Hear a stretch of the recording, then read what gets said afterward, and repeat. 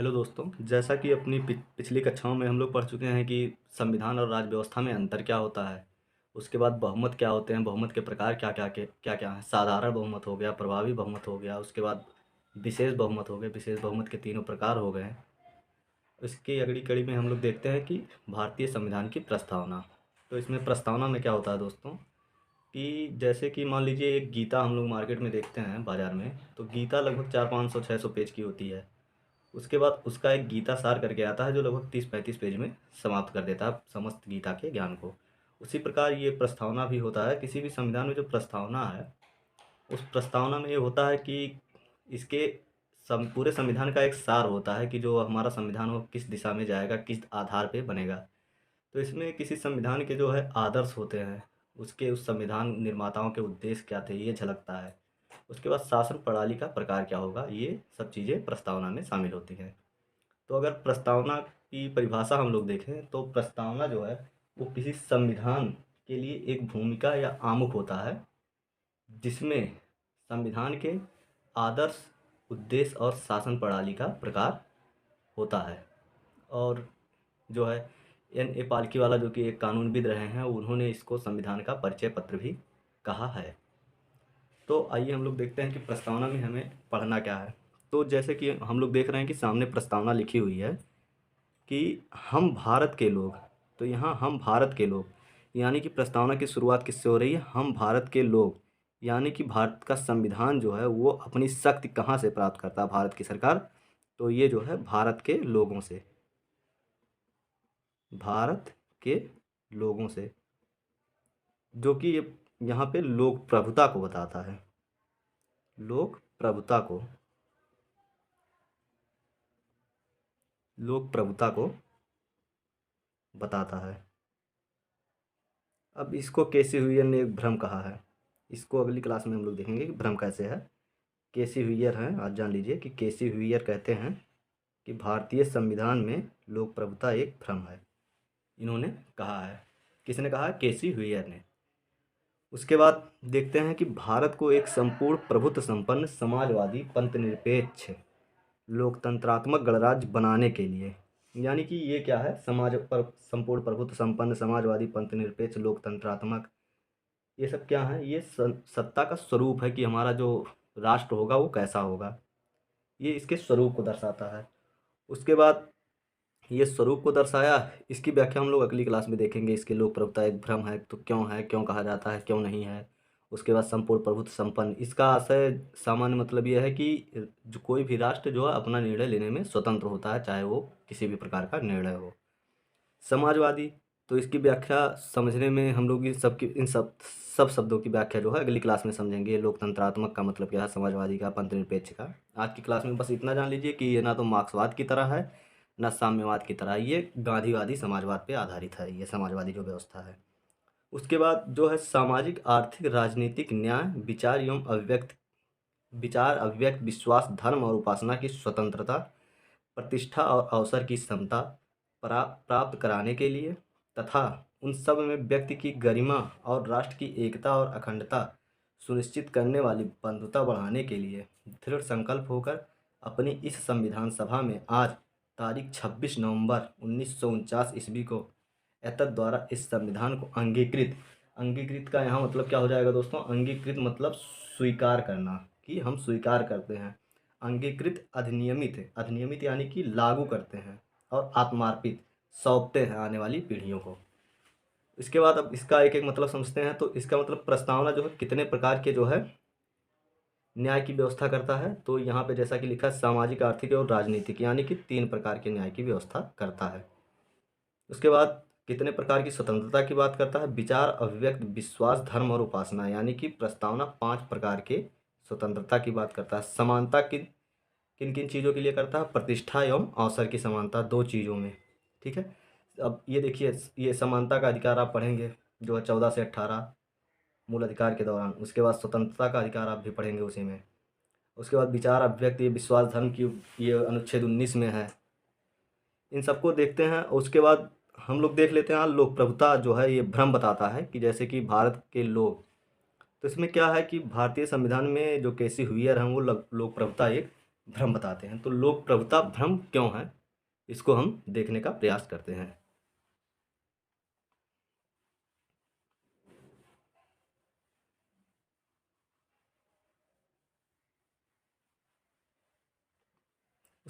उसके पहले हम लोग देख लेते हैं कि ये संविधान प्रस्तावना जो पेश किसने किया था। तो ये 13 दिसंबर 1946 को पंडित नेहरू द्वारा नेहरू द्वारा संविधान सभा में पेश किया गया था।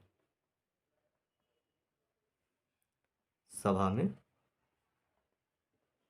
पेश किया गया था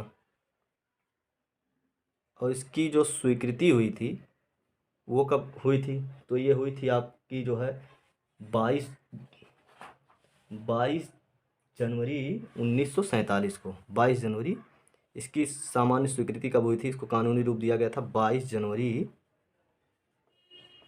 1947 को। ठीक है, उसके बाद हम आते हैं कि भारतीय संविधान में लोक प्रभुता एक भ्रम है। इसको देखते हैं हम क्यों, कि लोक प्रभुता क्यों है पहले देखते हैं, तब इस पे बात करेंगे कि लोक प्रभुता आखिर भ्रम क्यों मानते हैं, कोई विचारक आखिर लोक प्रभुता को भ्रम मानता क्यों है। तो भारतीय संविधान में लोक प्रभुता क्यों है, लोक प्रभुता, तो लोक प्रभुता क्यों है, तो लोक प्रभुता क्यों, तो इसमें क्या है कि जो शुरुआत होती है भारतीय संविधान की प्रस्तावना की, हम भारत के लोग,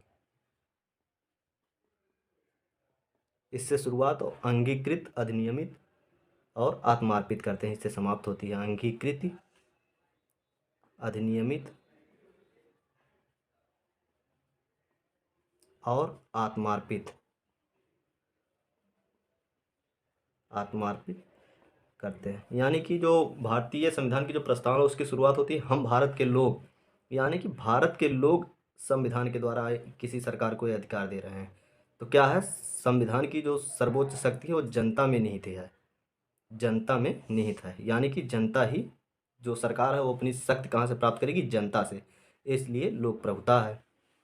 उसके बाद अंगीकृत, अधिनियमित करते हैं, क्योंकि जनता ही आपको ये अधिकार दे रही है कि मतलब आप इस संविधान के अनुसार काम करें, इसलिए भारतीय संविधान में जो है लोक प्रभुता माना जाता है। और लोक प्रभुता एक भ्रम है, ये किसने किया कहा है, ये लोक प्रभुता एक भ्रम हम देखते हैं अब।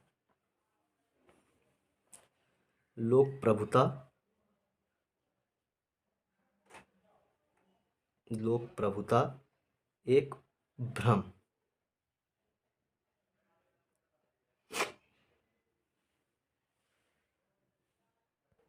तो लोक प्रभुता एक भ्रम क्यों है, तो ये किसने कहा है, केसी वियर, इन्होंने कहा है कि भारतीय संविधान में एक लोक प्रभुता एक भ्रम है।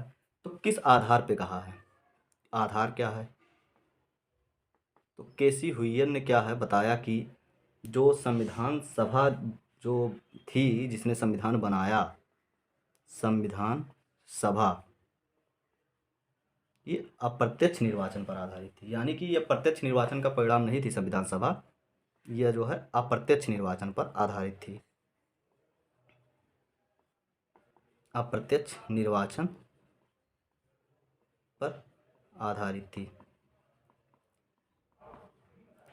और इनका चुनाव जो हुआ वो प्रांतीय विधानमंडलों से हुआ, जिसका आधार रखा गया संपत्ति और उसके बाद शिक्षा, संपत्ति शिक्षा को आधार बनाकर, जो मात्र 10% लोग जो है इसमें मतदान का अधिकार पाए थे।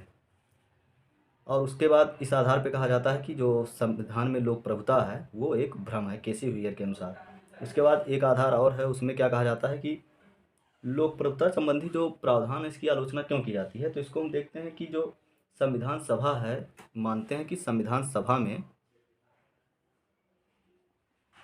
सभी वर्गों का प्रतिनिधित्व नहीं था, सभी वर्गों का प्रतिनिधित्व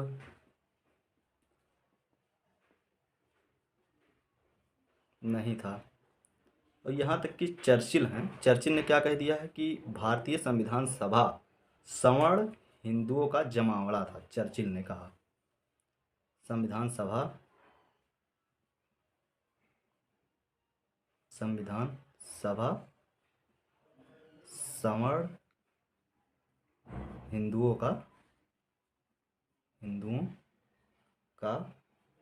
जमावड़ा था। क्या था? संविधान सभा सवर्ण हिंदुओं का जो है जमावड़ा था। अब इसका जो हम तर्क देंगे कि क्योंकि हमारा संविधान है तो हम अपने संविधान की बुराई तो कर नहीं सकते हैं, और ये लोग भी मान लो विदेशी हैं तो अपने अनुसार इसकी व्याख्या करेंगे। उसके बाद देखते हैं इसके पीछे हमारा तर्क क्या रहेगा कि क्या वाकई में भारतीय संविधान की जो लोक प्रभुता प्रस्तावना में दिया गया है, क्या ये एक भ्रम है? तो हम देखते हैं इसमें कि केसी ह्यूयर का जो मत है वो जो है तार्किक नहीं लगता है, क्योंकि जब 1952 में पहला चुनाव हुआ, 1952 में पहला आम चुनाव हुआ, आम चुनाव, और इसमें अधिकतर लोग वही चुन के आए, अधिकतर वही चुन के आए, भारी बहुमत से भी आए, अधिकतर वही चुने गए जो संविधान सभा के सदस्य थे, सभा के सदस्य रहे थे। ठीक है, जो जनता के बीच जो है उनकी लोकप्रियता को दिखाता है। ये जो मान लो अधिकतर चुन के आए हैं तो ये क्या दिखाता है कि वो जनता में लोकप्रिय थे। क्या थे? जनता में लोकप्रिय थे, लोकप्रिय थे। और ये साबित करता है कि ये हम भारत के लोक के प्रतिनिधि थे, हम भारत के लोक के प्रतिनिधि रहे थे। उसके बाद जो हम देखते हैं तो कि दूसरा जो मत है कि सवर्ण हिंदुओं का जमावड़ा कहा चर्चिल ने, तो इसको भी देखते हैं कि जो है भारतीय संविधान में लोकतंत्र को अपनाया गया है। किसको? लोकतंत्र को। भारतीय संविधान में लोकतंत्र को अपनाया गया है, और लोकतंत्र बिना लोक प्रभुता के संभव ही नहीं है।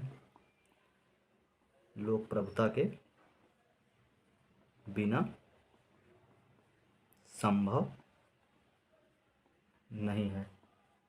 ठीक है, अब इसी आधार पे यह कहना गलत हो जाएगा कि जो है यह संविधान सभा थी, इसमें पर्याप्त लोगों का प्रतिनिधित्व तो नहीं था सभी वर्गों का, और उसके बाद यह सवर्ण हिंदुओं का जमावड़ा था। तो ये सब चीज़ें होती रहती हैं, अपने अपने विचारक होते हैं। हम लोगों को लास्ट में यही लिखना है कि भारतीय संविधान में जो है लोक प्रभुता है, क्योंकि अधिकतर वही चुन के आए थे चुनाव में जो संविधान सभा के भागी थे, जो सदस्य रहे हैं। उसके बाद इसमें सभी वर्गों का जो है अधिकार भी था, क्योंकि जो संविधान में जो लोकतंत्र को अपनाया गया है वो बिना लोक प्रभुता के संभव ही नहीं हो सकता। तो आज इसी के साथ मेरी ये क्लास ख़त्म होती है। कल हम लोग देखेंगे कि इसमें जो है प्रस्तावना में जो शब्द आए हैं, जैसे संपूर्ण प्रभुत्व संपन्न, उसके बाद समाजवादी, पंथनिरपेक्ष, लोकतंत्र क्या है, गणराज्य क्या होता है, इन सब चीज़ों को हम लोग अपनी कल की क्लास में देखेंगे। तब तक के लिए नमस्कार, कल मिलते हैं अगली कक्षा में। धन्यवाद। अगर आपको वीडियो अच्छा लगा हो तो लाइक करें, सब्सक्राइब करें और शेयर करें। धन्यवाद।